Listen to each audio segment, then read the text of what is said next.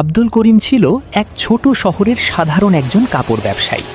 তার দোকানটি খুব বড় ছিল না, কিন্তু মানুষের বিশ্বাস ছিল তার সবচেয়ে বড় সম্পদ। প্রতিদিন ভোরে দোকান খুলে তিনি হাসি মুখে ক্রেতাদের স্বাগত জানাতেন। কেউ দাম কম চাইলে তিনি রাগ করতেন না, বরং ধৈর্য ধরে কথা বলতেন। একদিন শহরে নতুন একটি বড় শপিং মল তৈরি হলো। অনেকেই ভাবল এখন আর করিম সাহেবের ছোট দোকানে কেউ আসবে না।